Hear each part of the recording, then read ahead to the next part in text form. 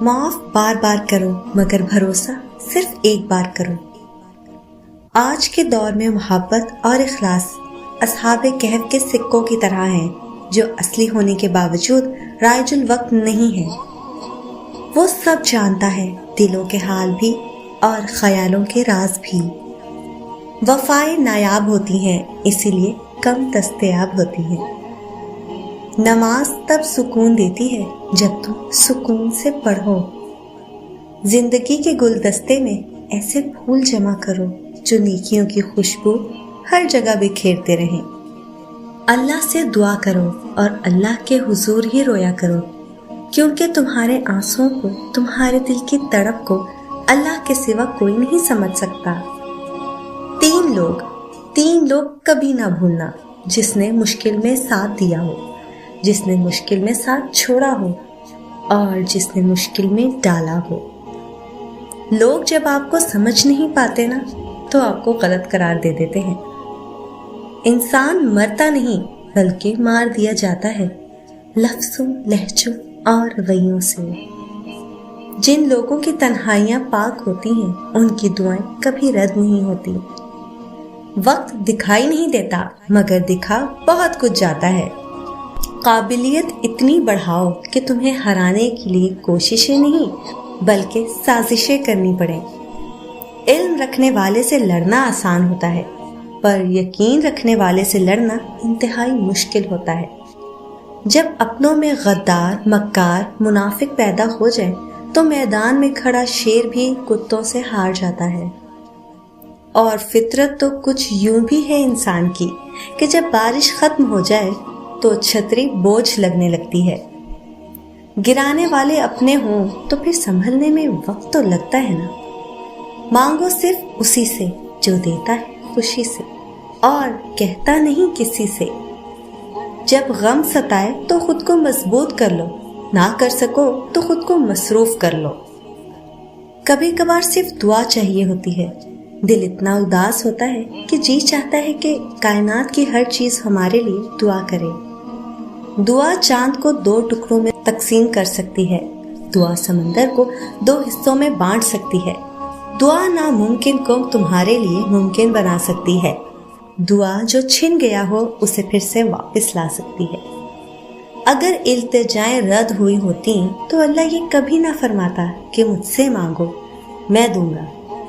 کچھ مانگنے والی ادائیں ایسی ہوتی ہیں جو اسے بہت پیاری لگتی ہیں، پھر وہ اس ادا کو بار بار دیکھنے کے لیے قبولیت کا وقت بڑھا دیتا ہے۔ تم نے اللہ کو دیکھا ہے؟ ہاں، کئی بار۔ کب؟ جب وہ میری پردہ پوشی کرتا ہے، رزق دیتا ہے اور جب میری دعائیں قبول کرتا ہے۔ جب کوئی راستہ باقی نہیں بچتا تب تمہاری دعائیں ہی تمہارے لیے نئے راستے بناتی ہیں اور تمہیں اس طوفان کے اس پار لے جاتی ہیں۔ جب اللہ سے کچھ مانگتے ہیں تو پھر شک میں نہیں پڑتے، پھر بس اللہ پر سب چھوڑ دیتے ہیں۔ تمہیں ابھی خبر ہی نہیں کہ اللہ نے تمہارے لیے کیسے کیسے قبولیت کے ذریعے بنا رکھے ہیں۔ انسان کہتا ہے آخر کب تک یہ بے بسی میرا نصیب ہے، اور اللہ فرماتا ہے تیار ہو جاؤ، میری مدد اب تمہارے بہت قریب ہے۔ اس کی طرف دوڑ کر جائے گا جب بے چین ہو کر یا اللہ بلائے گا۔ وہ انتظار کر رہا ہوتا ہے تمہارا۔ کبھی سنی ہے ایسی محبت جو فجر سے ذرا پہلے 7ویں آسمان پر نور کی مانند ہوتی ہے، خود پکارتی ہوئی، دعائیں قبول کرنے کے لیے تمہیں بلاتی ہوئی، اور تب جو اس کی آواز پر لبیک کہتے ہیں ان کے لیے وہ اللہ سے میرے پیارے اللہ بن جاتا ہے، دوست، مددگار، سننے والا، غم دور کرنے والا، پاک اللہ۔ بس ایک تڑپتی ہوئی پکار اور اللہ تمہارا۔ کتنا مختصر ہے یہ شعرک تک کا فاصلہ۔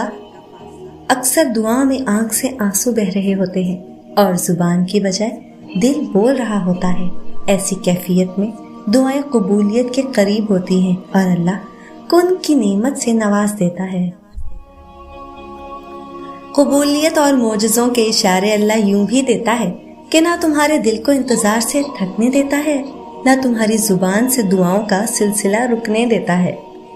میں جب سورہ یوسف سے گزرتی ہوں مجھے لگتا ہے ہر خواب پورا ہو سکتا ہے، ہر بچھڑا ہوا مل سکتا ہے، ہر دعا قبول ہو سکتی ہے، ہر منزل پائی جا سکتی ہے۔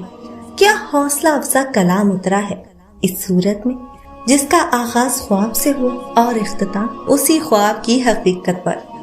دعا اللہ کے ہاں سب سے معتبر عبادت ہے جو پہاڑوں کو بھی سر کر جائے۔ دعا ایسی حیرت انگیز طاقت ہے۔ آغاز تلخ ہے تو کیا ہوا، تمہارے رب نے اختتام تمہارے لیے بہت خوبصورت لکھ رکھا ہے۔ تمہارا مقدر تمہاری زندگی نہیں بناتا، تمہارا توکل تمہاری زندگی بناتا ہے۔ تمہارے پاس اب بھی دعا کا اختیار ہے، تمہاری کہانی اب بھی ختم نہیں ہوئی۔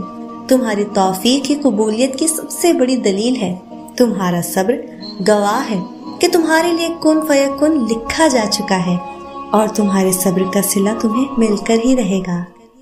اللہ کو معلوم ہوتا ہے کہ اس کا بندہ کب اسے پکارے گا، کب اس کی طرف دوڑ کر جائے گا، کب بے چین ہو کر یا اللہ بلائے گا۔